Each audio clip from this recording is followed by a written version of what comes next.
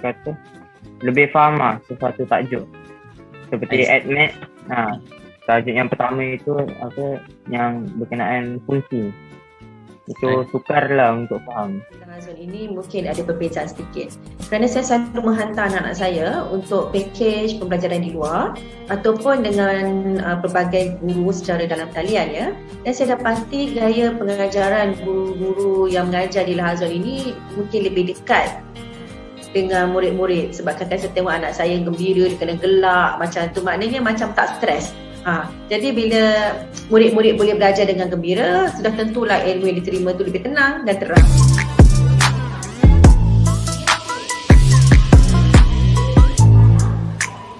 W dalam sebutan T.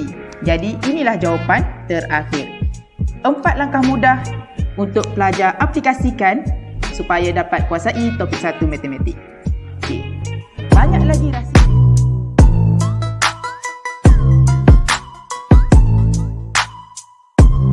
Lahazon terbaik.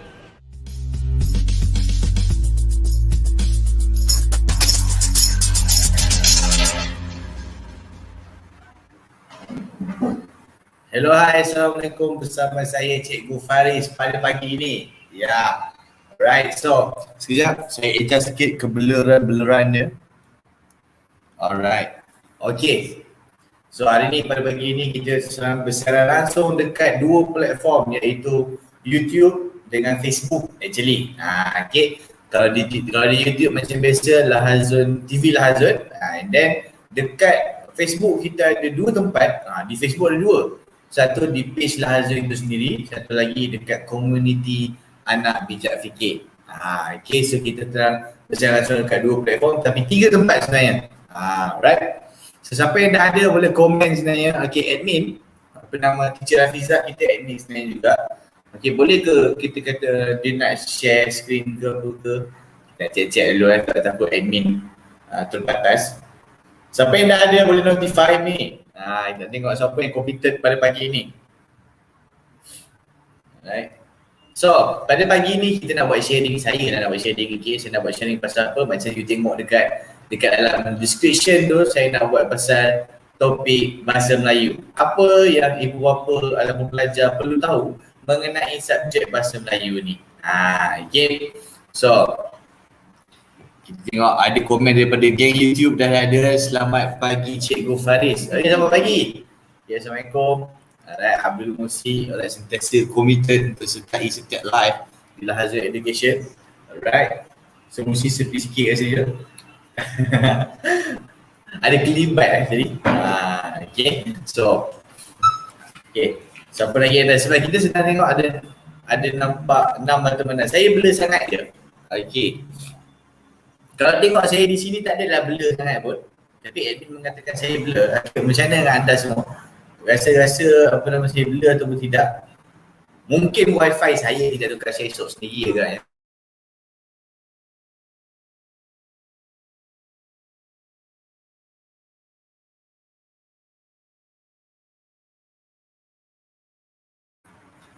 Okay.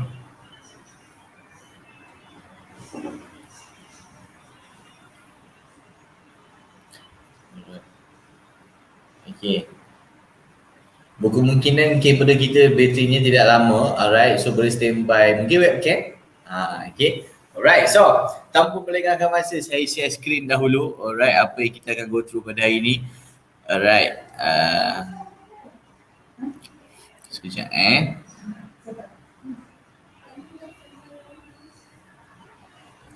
Ya.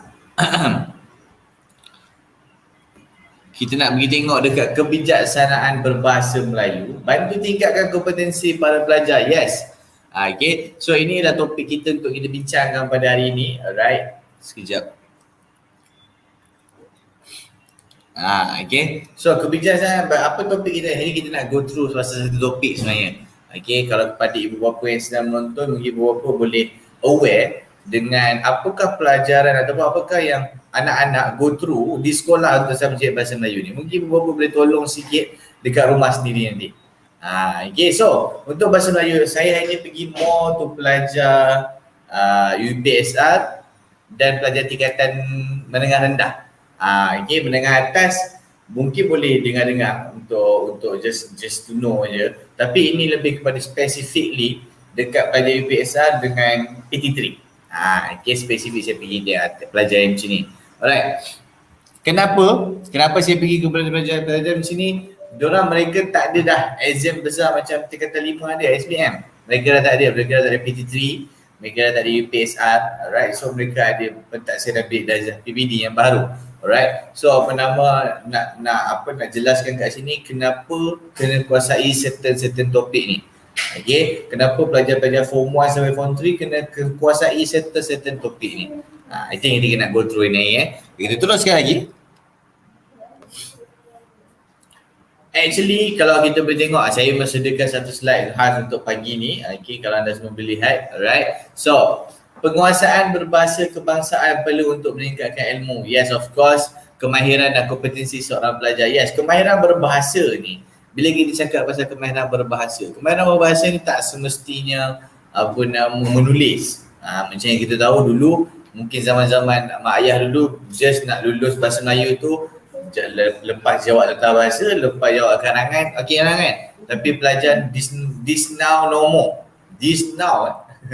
Okey, maafkan saya punya bahasa Inggeris kalau tak apa-apa nak enak dia dengar ni. Tapi zaman sekarang ni ataupun sekarang ni pelajar bukan hanya dinilai melalui menulis ataupun kemahiran menulis saja. Berbahasa ni dia pecah kepada 3 elemen.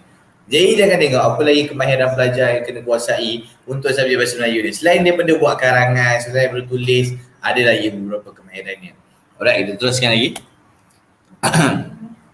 Okay. Kemahiran ni yang saya kata dia pecahan dia bukan sekadar menulis saja, pelajar juga ada kemahiran lisan. Okay. Kemahiran lisan ni ialah kemahiran bertutur. Kita nak tengok sama ada dia faham ataupun tidak bahasa Melayu tu. Kalau dia sekadar bercakap saja mungkin. Lepas tu kita tengok kepada kemahiran yang kedua pula. Kalau dia sekadar bercakap saja boleh, tapi dia tak boleh faham apa yang orang cakap pun tak boleh juga. Sebab kita ada juga kemahiran mendengar. Hearing. Okay, kemahiran mendengar. Alright, kita dapat satu like daripada Facebook game Facebook. Alright. Tadi kemahiran mendengar tu ialah nak menguji sama ada pelajar faham atau tidak apa yang dikatakan dalam bahasa Melayu. Kadang-kadang orang tahu, orang boleh cakap je, kadang-kadang dah hafal je. Okay, apa yang dia boleh cakap tu, tapi bila kita tengok dengar tu, tengok responnya apa. Okay, kalau dia boleh dengar dengan baik, responnya pun betul lah. Okay. And then kita ada kemahiran yang seterusnya iaitu kemahiran bertutur, mendengar dan menulis lah 3 perkara ni. Okay. So penguasaan bahasa baku ni ialah apa? Ramai yang anggap bahasa Melayu ni subjek yang agak mudah sebab apa? Sebab kita bercakap bahasa Melayu. Sebab kita speaking bahasa Melayu. So pelajar-pelajar pun mereka rasa bahasa Melayu ni senang. Okay. Tapi actually yang mereka kena kuasai ialah kemahiran menguasai bahasa baku tu. Bahasa baku tu ialah apa? Bahasa Melayu yang formal, bahasa Melayu yang rasmi. Okay. Contoh kalau bahasa bercakap, weh, kau nak pergi mana? Kau nak pergi mana? Okay, so biasanya dalam bahasa bercakap kita gunakan ayat yang macam ni. Tapi bila dalam bahasa Melayu, kamu mahu ke mana? Itu maksudnya baku. Okay, berbeza dengan bahasa bertutur. Alright, so kita teruskan lagi.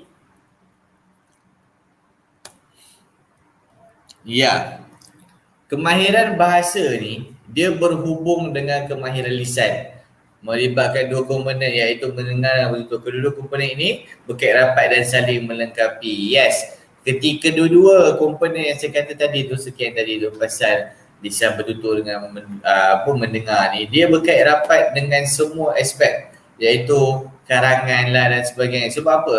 Bila mereka buat ujian, especially pelajar tingkatan 1 hingga 3, apabila ujian mendengar ataupun ujian bertutur dijalankan, pelajar akan disoal ataupun diberikan satu soalan topik untuk mereka bercakap ataupun dengar. Topik-topik yang diberikan tu adalah tak lari dengan topik-topik dalam karangan juga. Maksudnya topik dalam lisan tu berpotensi juga keluar untuk topik dalam karangan. So dekat sini kemahiran 3-3 ni dia align. Okay. Alright, so kalau dia hebat betul-betul ataupun dia lancar betul-betul, lisan betul-betul dia terror. Okay, that means dia tahu apa nak cakap pasal topik tu. Okay, so bila dia kata nak pergi ke menulis, okay, kalau nak pergi menulis, ideanya ada. Sebab waktu dia buat lisan betul-betul tu, dia boleh cakap. That means dia menulis pun boleh lah untuk fikirkan idea. Alright. So berbanding dengan dia kuasai satu kemahiran je. Okey, berbanding dengan satu kemahiran satu, dia boleh bertutur je, dia tak boleh tulis, dia tak boleh faham apa orang cakap, mendengarnya. Okey, so dia akan berkait gitulah. Okey, so dekat karangan bertulis mungkin tak boleh, walaupun dia dah pergi tengok ataupun dia dah explore pasal topik untuk bertutur tu, and then dia boleh buat. Tapi bila go through in the same topic tapi untuk menulis, mereka tak boleh buat. Okay, so kenapa? Sebab itulah kita kata tiga-tiga kemahiran ni, termasuklah dua komponen yang saya kata kat depan ni, dia berkait rapat. Topiknya pun sama. Alright. So, saya nak beritahu sesiapa yang ada soalan ataupun ada kekeliruan boleh terus tanya dekat dalam chat, ruangan chat. Saya akan nampak. Alright, so kita teruskan lagi.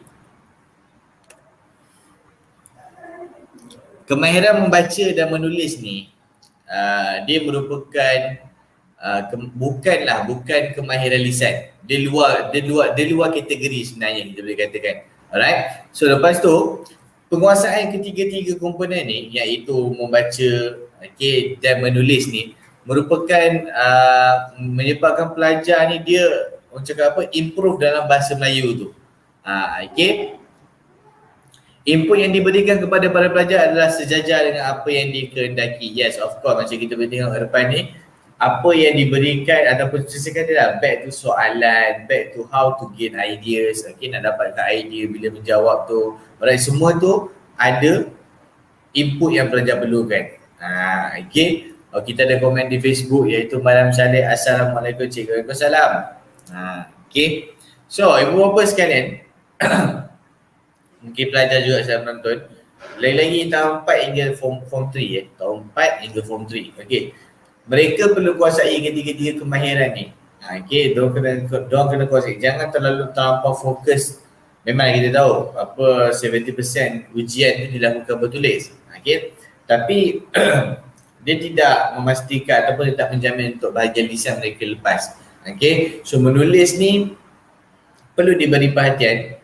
Cara nak menulis itu pun walaupun kita dah diorang memang dia perlu diterapkan kemahiran menulis, masih still lagi ada orang yang ada pelajar yang masih tak boleh lagi nak buat. So sebab tu dia kata jangan lupakan still ni, tapi jangan hanya 100% fokus kepada menulis.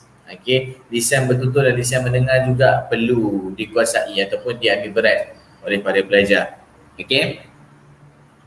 So saya nak tengok sekejap komen-komen dekat YouTube dan Facebook dulu. InsyaAllah. Sekejap. Mungkin ada soalan. Di YouTube enggak ada. Tiada, di Facebook juga tiada. Masa kita boleh teruskan dulu. Alright.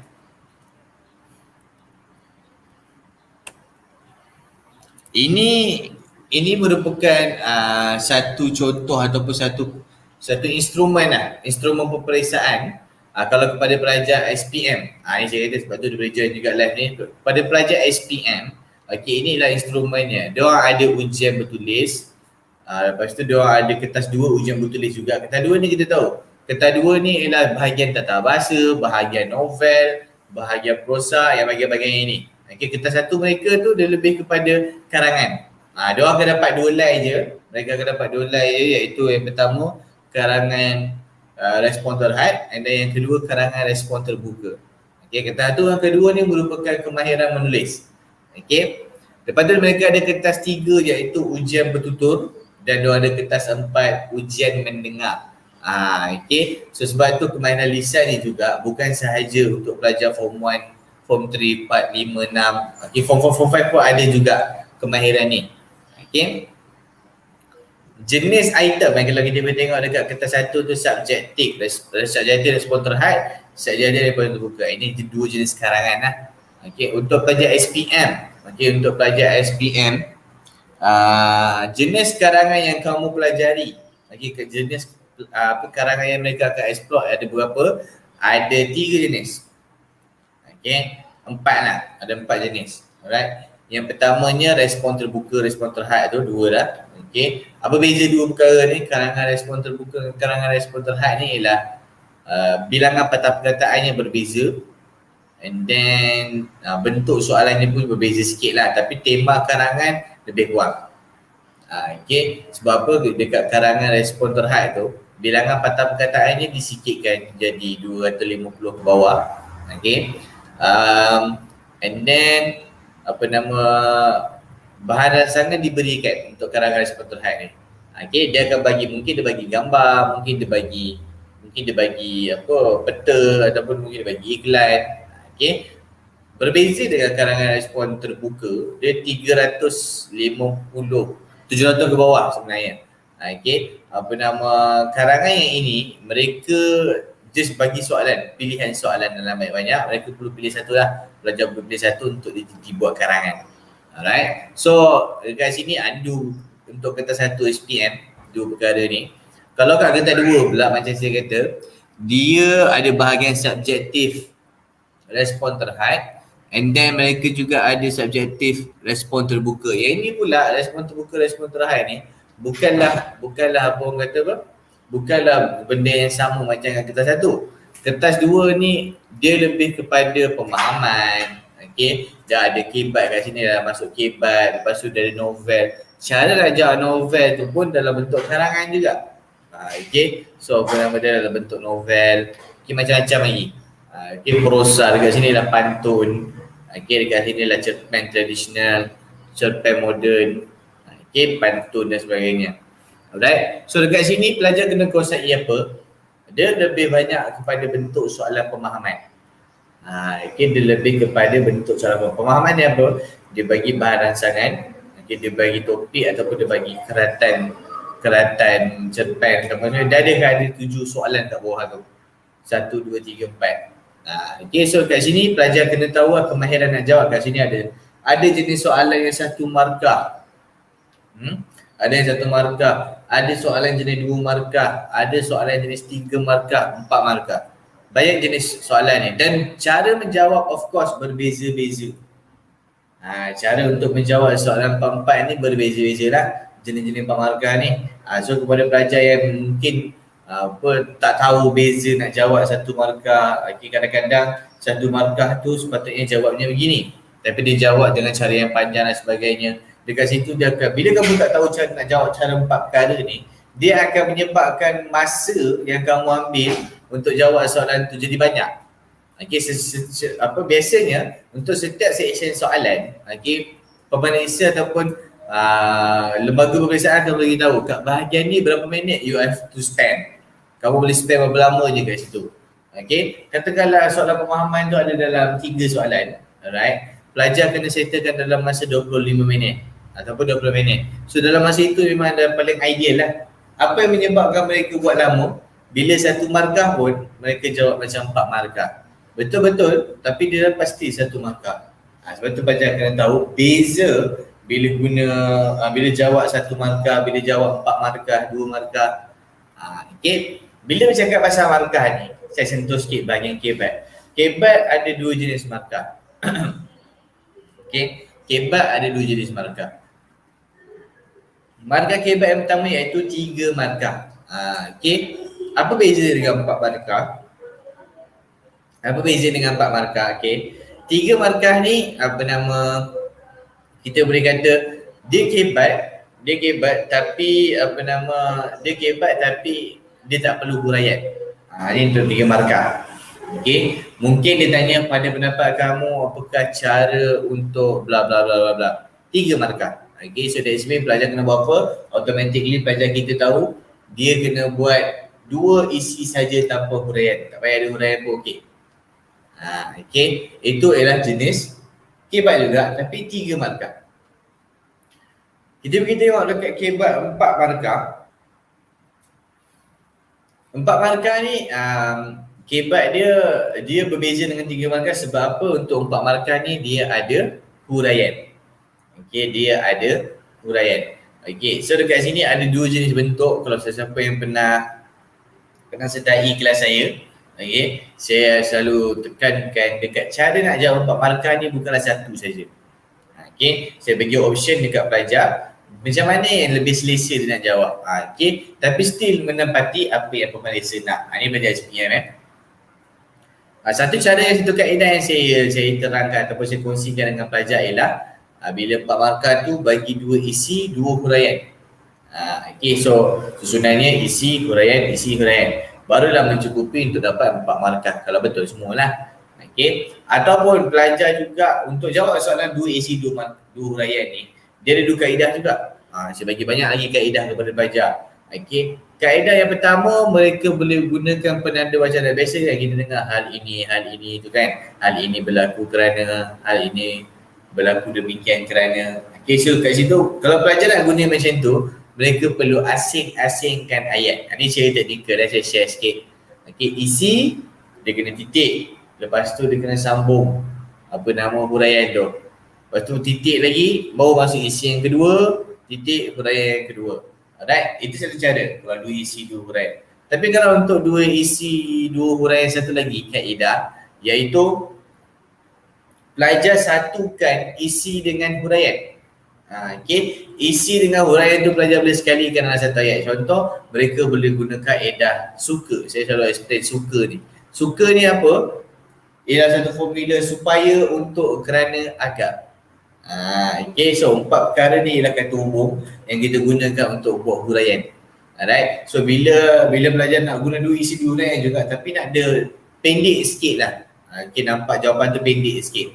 So dia boleh buat isi, lepas tu sebelum dia nak masuk huraian tu dia letak, pilih lah sama ada 4 kata hubung ni supaya, untuk, kerana, agar, dia nak pilih yang mana. Okay, so supaya S masuk ke, contoh dia pilih S supaya masuk huraian. So dekat situ satu ayat ada 2 komponen, ada isi, ada huraian. Okay, so the next tu still ulang perkara yang sama lah. Okay, next tu still ulang perkara yang sama, isi, huraian, tapi dalam satu ayat. Alright, so apa nama dekat sini, itu adalah beberapa cara yang saya boleh kongsikan dalam live ni mengenai kertas 2 untuk SPM. Okay, so soalan-soalan pemahaman ni amatlah perlu dititik beratkan juga untuk daripada pelajar supaya mereka tidak kehilangan markah bila jawab soalan macam ni. Right. Lepas tu, untuk kertas 3 pun sama, subjektif, respon terhad, subjektif, respon terbuka, and then kertas 4 pun objektif, aneka pilihan. Okay, kenapa objektif aneka pilihan? Sekejap, tengok sekejap.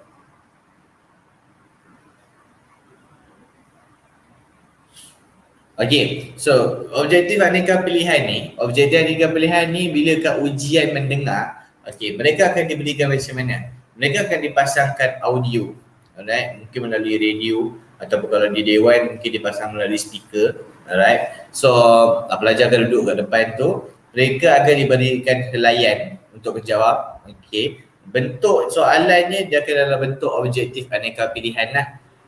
Okay, berdasarkan soalan-soalan kat situ, dia akan play satu audio. Okay, daripada audio tu pelajar perlu dengar dan cari jawapan-jawapan yang ada dalam soalan tu. Itu bentuk ujian mendengar.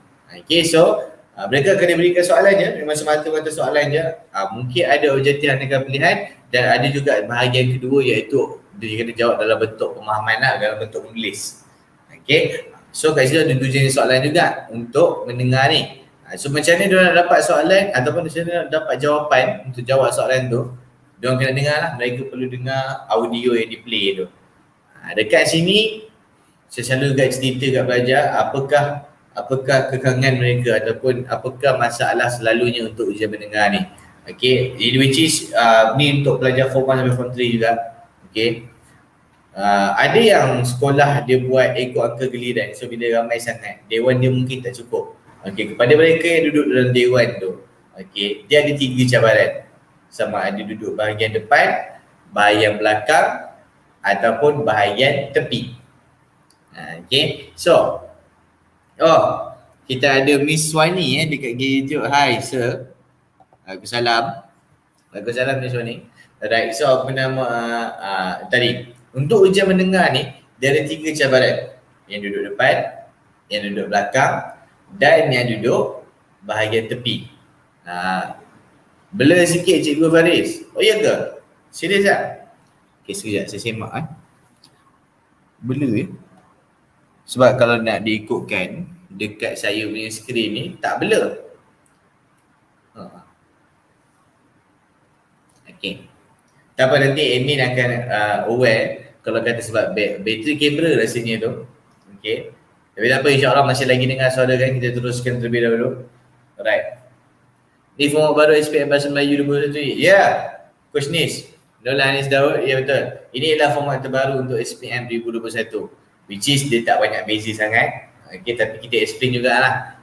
Okay, so berbalik kepada topik kita tadi. Untuk ujian desain mendengar ni, cabaran mereka kalau mereka dijawab dalam dewan ialah bila mereka duduk depan, audio yang dipasang tu terlampau kuat mungkin. So mereka akan mungkin bingit, mungkin terlampau kuat untuk mereka dengar. So untuk diorang fokus untuk jawapan tu susah sikit. Itu cabaran pertama kalau duduk di bahagian depan lah. Okay, kepada duduk di belakang-belakang pula, takut speakernya tu tak sampai. Dengar sama-sama sayup-sayup je. Okay, so dekat situ dia akan jadi cabaran juga lah untuk belajar lebih fokus. Okay, untuk sebab dia jauh kan. Okay, itu yang kedua. Kepada mereka yang duduk dekat tepi pula, okay, dekat bahagian tepi, alright, mungkin dewan tu yang jenis pasang kipas. Dia tak pakai aircon, dia pakai kipas. So kipas tu kipas stand, okay, duduk kat tepi tu. Kalau kipas tu adalah kipas lama, kipas jenis besi tu, alright, dia akan bising. Okay, kena pula dewan tu sebelah pintu tu ialah kantin. So lagilah dia dengan bau makanannya, dengan orang makan kat luarnya. Kita tahu lah time exam dia akan minta apa senyap. Tapi lebih kepada tepi ni dia lebih dengar surrounding luar. Bunyi bising dekat luar. Alright. So kita ada juga YouTube Coach Nis Hai Cikgu Faris. Okay. Alright.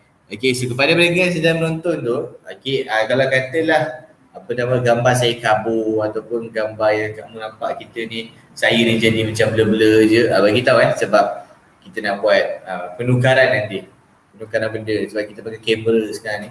Mungkin kamera tu punya bateri masalah. Kita apa? Kita teruskan terlebih dahulu.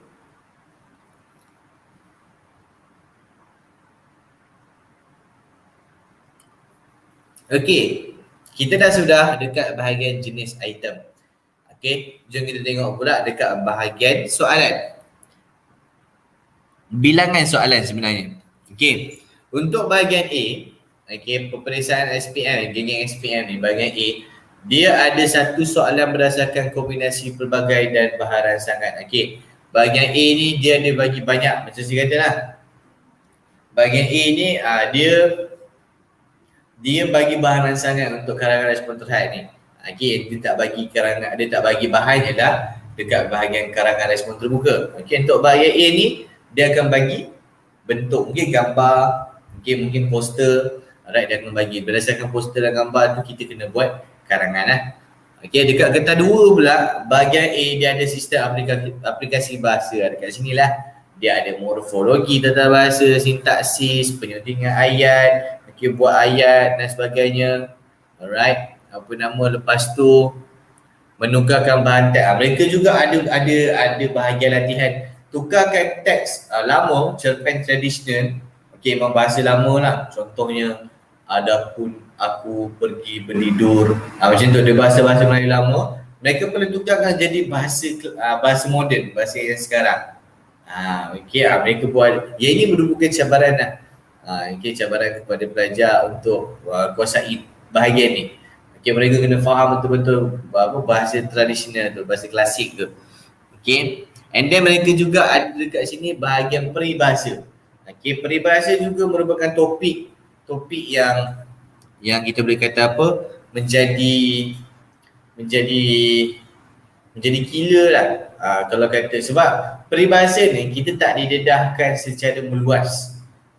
Okey, bila kita kat sekolah, okey, berkemungkinan sebab untuk peribahasa ni soalannya tak banyak.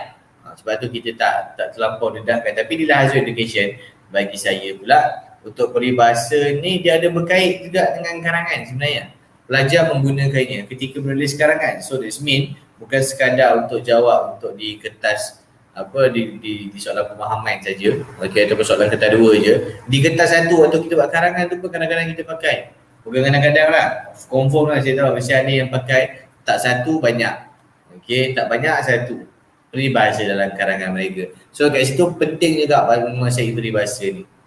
Cumanya cabaran untuk pelajar untuk kuasai topik peribahasa ni ialah kesemuanya dalam topik peribahasa ni ialah fakta. Mereka tak boleh nak goreng bini-bini ayat contohlah dia terlupa. Dia nak buat peribahasa pasal tikus labu. Tikus labu. Sepatutnya tikus membaiki bagai tikus membaiki labu kan peribahasanya. So dia pula tikus labu tikus bagai tikus memperbaharui labu itu. Dia tukar macam tu pula. Walaupun ada poin-poinnya salah. Sebab peribahasa ni ialah satu benda yang fakta, benda yang dia tak boleh goreng. Dia tak boleh mencipta sendiri pun. Right? So, peribahasa ni jugalah bukan ada satu, bukan ada 10, dia ada ribu. Ribu agaknya. Okay, kalau di Hasil Education, macam mana effort saya untuk bantu pelajar dalam peribahasa ni ialah first step saya suruh kepada mereka yang ada Telegram, kepada mereka yang ada Facebook, kepada mereka yang ada Instagram, okay, Twitter pun sama, okay, kepada mereka yang ada semua media sosial ni, Maxsoc ni kita panggil, pergi follow Dewan Bahasa dan Pustaka, DBP. Okay, mereka akan buat perkongsian peribahasa yang kita mungkin jangan-jangan dengar tapi tu ada, tu peribahasanya. Okay, macam kita tahu beberapa sekalian, pelajar untuk bahasa Melayu ni di sekolah mereka menggunakan aliran Dewan Bahasa, Tata Bahasa Dewan. Okay, kalau Tata Bahasa ni lah. Okay, so Tata Bahasa Dewan. Tata Bahasa Dewan ni dia berkait rapat dengan DBP lah, Dewan Bahasa dan Pustaka. So, mereka, sebab kita tahu bahasa Melayu ni dia banyak aliran, ada aliran sastra lah, ada aliran macam-macam. Tapi yang pelajar ni ikut adalah aliran Tata Bahasa Dewan dan DBP. So dekat situ apa-apa sumber kita kena research dekat situ. Okay, untuk memastikan benda yang research tu ialah perkara yang betul lah. Alright. So sekejap mungkin kita freeze Okay, sekejap. Kita sedang, saya betulkan dulu.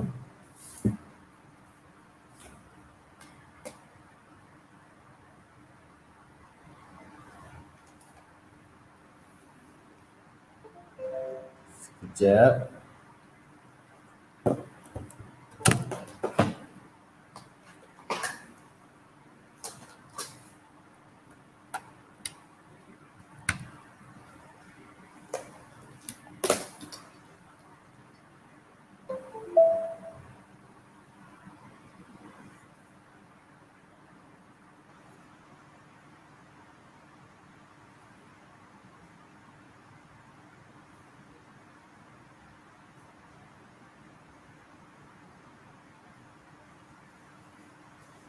Okay. Minta maaf. Okay. Ada problem sikit tadi. Okay, sudah alhamdulillah. Alright. So kita teruskan lagi. Okay. Tadi kita dah pergi tengok dekat peribahasa kan. Okay. So peribahasa ni juga merupakan komponen soalan dekat dalam mereka punya apa kita panggil mereka punya kemahiran ataupun topik. Okay, peribahasa ni dilibatkan dua kertas satu dengan kertas dua. Okay, so kita pergi next pula, kertas tiga. Apakah dia ada petikan bahan rancangan yang disediakan untuk setiap calon. Okay, macam cerita tadi lah, ujian betul-betul tu bersoal jawab dengan pentaksir. Macam mana mereka melakukan ujian betul-betul ni. Okay, untuk ujian betul-betul tu mereka akan diberikan topik, diberikan masa untuk berbincang ataupun berfikir pasal apa mereka nak cakap pasal topik tu. Okay, and then bila dipanggil ataupun ujian tu dijalankan, pentaksir tu akan bersoal jawab dengan calon tu lah. Okay, dekat situ dia nak tengok, dia akan cantik markah. Okay, dari segi bahasa yang digunakan, dari segi kelancaran, so semua tu dia ambil berat lah. Alright, so itu untuk kemahiran mendengar. Okay, ada kemahiran bertutur. Kemahiran mendengar macam saya kata tadi lah, dia akan dipasang ke audio dan sebagainya. Alright, ni lah jenis instrumennya. Kita teruskan lagi. Nak tengok dekat bahagian markahnya. Okay, untuk kertas satu, dia ialah 100 markah.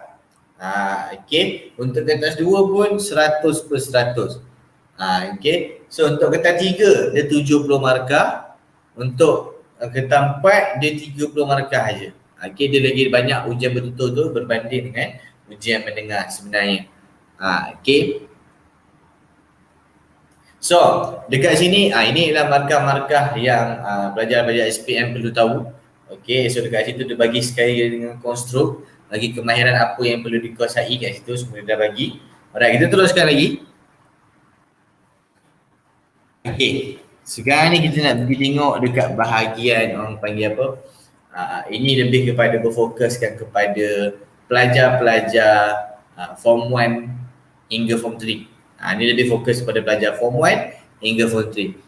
Saya nak sharekan sikit mengenai cara pembuatan ringkasan. Cara kita nak buat ringkasan ni macam mana. Alright. Okay, so kalau betul saya perlu whiteboard ke? Tak perlu kot, kita tak payah whiteboard kot kan. Alright. So, ringkasan ni ialah apa? Kalau untuk pelajar tingkatan 1 hingga 3, mereka perlu tahu. Okay, mereka perlu kuasai 3 jenis karangan. Kita bagi 3 serangkai ni. Okay, 3 jenis karangan tu apa? Ketiga-tiga ni kita panggil dia ialah karangan pendek.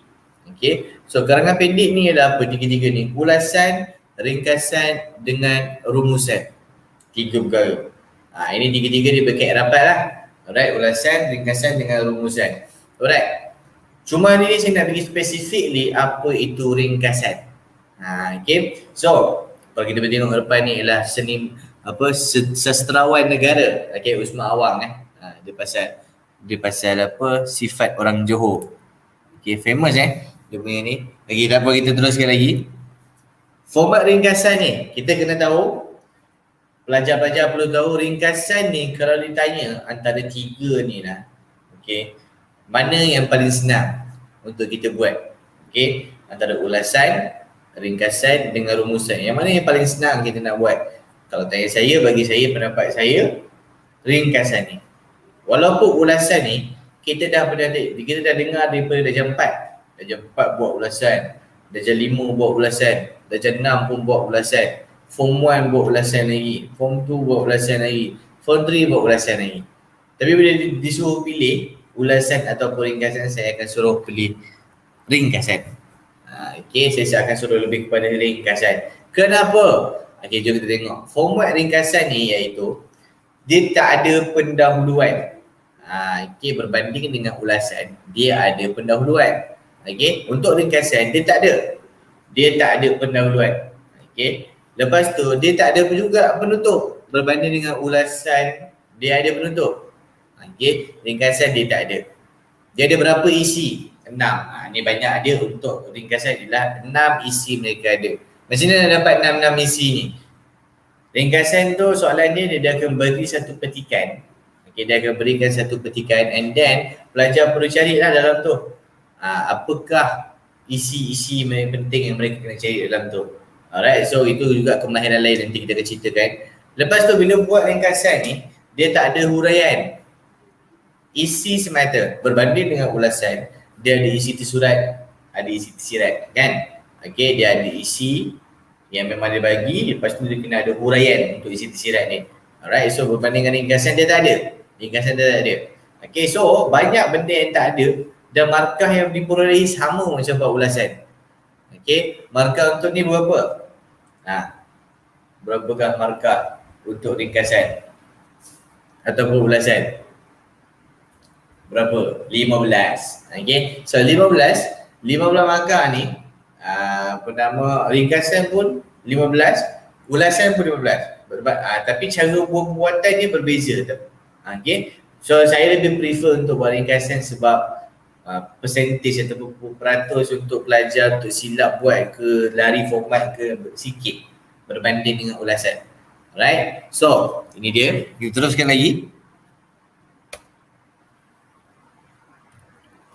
Yes, sebelum pelajar nak buat ringkasan, ada satu kemahiran yang pelajar perlu tahu.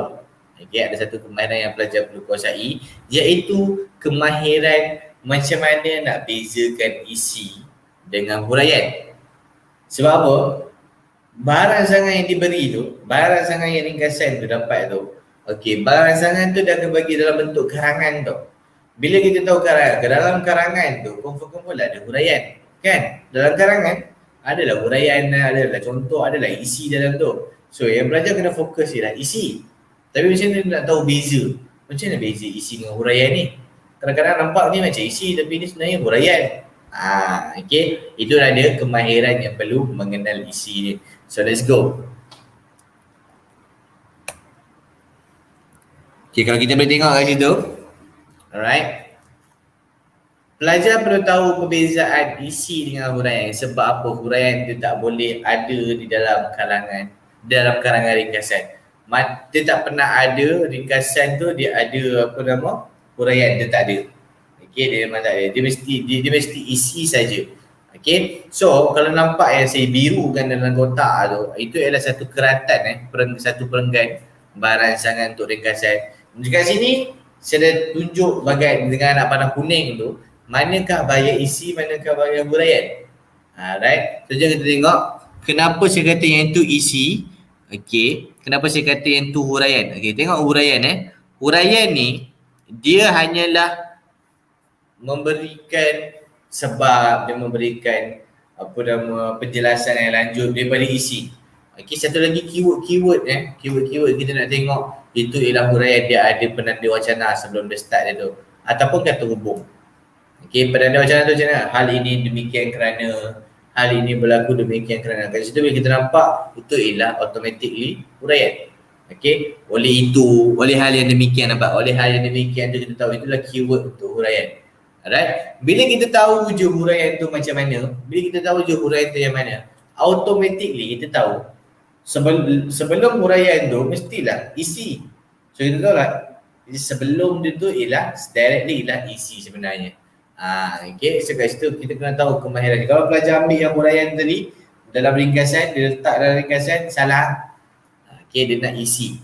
Kita kena tahu beza isi dengan huraian. Untuk huraian ni juga sebenarnya dia boleh jadi dalam bentuk contoh.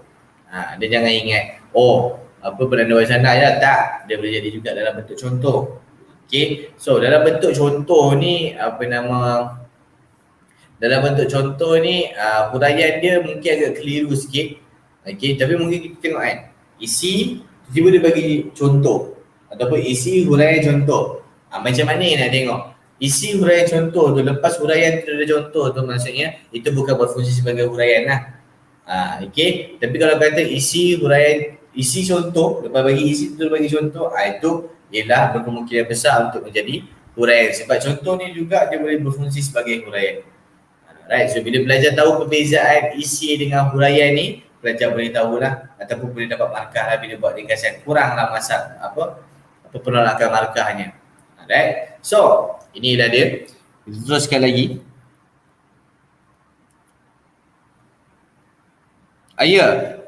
Sekarang ni katakanlah dapat satu petikan yang macam ni. Okay, sehubungan dengan itu bahan bacaan dalam bentuk elektronik e-book perlu diperbanyakkan agar bahasa Melayu dapat menjadi sumber ilmu kepada masyarakat global. Okey, dalam petikan ni, kepada yang sedang menonton ni, anda rasa yang manakah isi, yang manakah huraian? Keluarkan ayat dia. Mungkin boleh komen dekat chat je. Manakah bahagian isi, manakah bahagian huraiannya? Okey. Mungkin boleh nak cuba-cuba ke katakan, okay, nak buat ke, silakan buat je. Tengok, anda boleh tengok tak, boleh bezakan tak lepas saya terangkan tadi apakah beza huraian dengan isi. Okay, so sekarang ni keluarkan manakah, ayat mana yang isi, daripada mana sampai mana isi tu, okay, ayat mana sampai mana ialah huraiannya. Okay, silakan. Saya bagi masa dalam 30 saat. 30 saat je sebab kita ada masa dah. Jadi hari ni kita tahu sebab tahu apa live di Lahazul Education sekarang ni kita akan live selama 45 minit. Alright, so dalam 45 minit tu kita akan berkongsi sebab sebelum ni kita buat setengah jam. Okay, atas sambutan yang sangat hebat, kita lamakan sikit. So kita buat 45 minit. Alright. Miss Wani dia mencuba, kita tengok macam mana jawapan Miss Wani. Dia kata isinya bahan bacaan dalam buku elektronik. Okay, huraiannya? Huraiannya? Okay, good try. Yang lain jangan tiru Miss Wani. Huraiannya apa? Huraiannya. Oh, sorry. Okay. Huraiannya apa? Isi Miss Wani dah jumpa mungkin. Saya tak kata betul lagi. Tapi apakah huraiannya?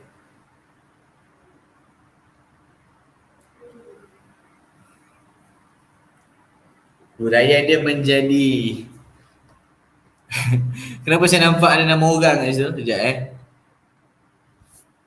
menjadi sumber ilmi Jangan libat-libat orang lain. Saya rasa ilmu tu kan. Ilmu kan. Menjadi sumber ilmu kepada masyarakat global. Okay, itu huraiannya lah. Alright, good try Miss Wani. Okay, saya akan beritahu apakah dia punya isi dengan huraian dalam ayat ni. First, kita tahu nak cari huraian tu senang. Kita cari huraian tu. Macam kita tahu dah jumpa huraian, automatik kita tahu isi lepas sebelum tu. Khususnya kita cari huraian dulu. Huraian ni, macam saya kata, kita nak kesan dia ada beberapa clue. Okay, sama ada penanda wacana hal ini kerana, hal ini berlaku kerana, semua tu. Ada juga huraian yang gunakan kata hubung. Apa dia? Supaya, untuk, kerana, agar. Okay, supaya, untuk, kerana, agar. Ada 4 ni. 4 kata hubung ni boleh berfungsi sebelum dia boleh masuk huraian, boleh guna juga 4 perkataan ni. So dekat dalam ayat ni, ada tak kita nampak kata hubung dalam ni? Supaya, untuk, kerana, agar. Salah satu. Ada tak dalam ayat tu? Salah satu. Supaya, untuk, kerana, agar. Ada kan? Kita nampak dekat agar bahasa Melayu tu kan? Okay. So dekat agar tu kita titik kan? Kat sini ada kata hubung. Kita trigger. Ada kata hubung. So lepas daripada kata hubung tu, semua tu ada huraian. Okay. Lepas daripada kata hubung tu, semua tu huraian. Ini juga salah satu cara untuk pelajar tahu nak bezakan isi dengan huraian. Okay. Jumpa kata hubung, agar. Lepas tu semua huraian lah. Okay. Tapi agar ni bukan huraian. Agar ni kata hubung. Lepas dia tu. Tu semua huraian. So automatik kita tahu huraian dah ada. Huraiannya apa? Bahasa Melayu dapat menjadi sumber ilmu kepada masyarakat global. Itu huraiannya. Isinya mana?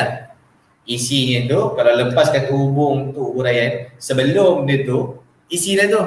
Sebelum dia tu apa? Yang bahan bacaan dalam bentuk buku elektronik e-book perlu diperbanyak. Okay, sehubungan dengan itu tu kita tak ambil. Sehubungan dengan itu tu penanda wacana. Dia bukan isi. Okay, lepas dia tu. Lepas dia tu, sampai dah sebelum agar tu, itu ialah isi. So Miss Wani sikit lagi. Macam ni sikit lagi lah. Good try lah. Nice lah.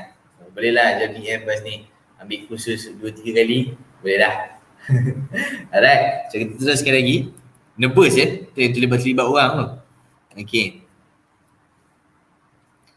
Okay, ni last perkongsian saya untuk hari ni. Alright. So ini pelajar perlu tahu nak bezakan isi. Okay, nak bezakan isi dengan huraian. Apabila pelajar jumpa supaya, untuk, kerana, agar macam yang saya kata tadi tu, 4 perkara tu, maknanya dalam ayat tu ada huraian. Dalam ayat tu ada huraian, maksudnya bila jumpa supaya, untuk, kerana, agar tu. Okay, so pelajar boleh kenal pasti sama ada sebelum, boleh kenal pasti isi macam saya kata. Sebelum kata hubung tu, bila kita jumpa kata hubung, sebelum dia tu, tu automatik kita tahu lah tu isi dia tu.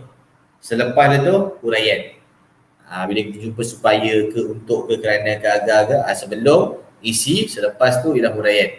Alright. And then contoh contoh yang saya buat dengan color hijau tu ialah isi. Sehubungan dengan itu bukan minta maaf, terhijaukan sekali. Suka hijau-hijau korang. So sehubungan dengan itu bukan selepas itu. Bahan bacaan dalam buku bentuk elektronik tu adalah yang ni saya kata tadi lah, soalan tadi tu. Okay, yang hijau tu ialah isi, yang kuning tu ialah bahagian huraian. Okay, so guys,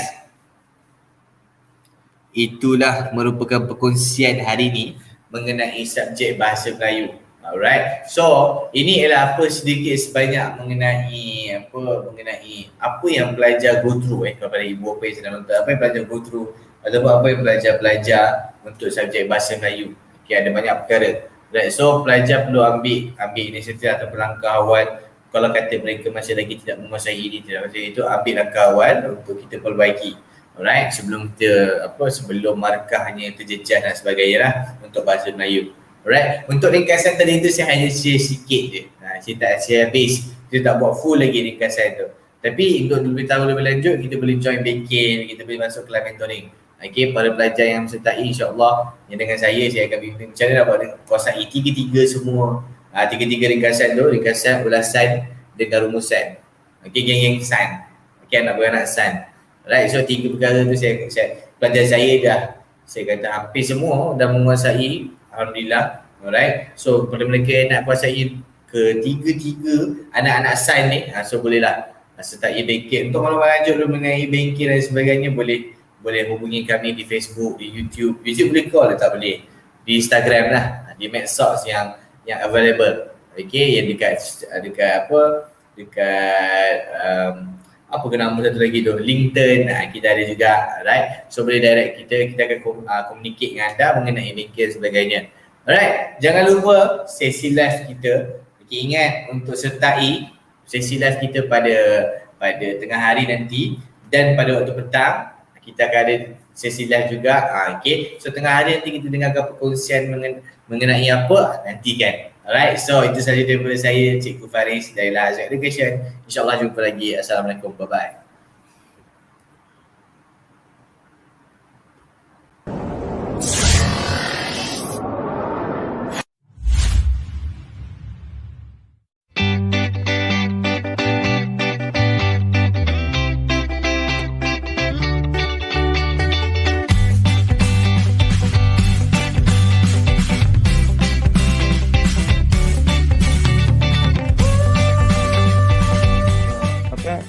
Kata lebih faham sesuatu tajuk seperti AdMed. Tajuk yang pertama itu yang berkenaan fungsi. Itu sukarlah untuk faham. Dalam zon ini mungkin ada perbezaan sedikit. Kerana saya selalu menghantar anak-anak saya untuk package pembelajaran di luar ataupun dengan pelbagai guru secara dalam talian ya. Dan saya dapati gaya pengajaran guru-guru yang mengajar di Lahazan ini mungkin lebih dekat dengan murid-murid, sebab kadang saya tengok anak saya gembira, dia kena gelak macam tu, maknanya macam tak stres. Jadi bila murid-murid boleh belajar dengan gembira, sudah tentulah ilmu yang diterima tu lebih tenang dan terang.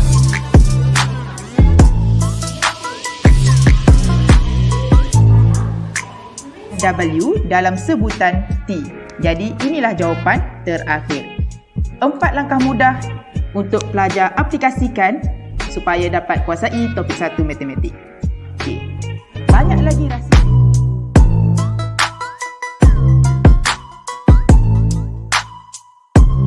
Lahazan terbaik.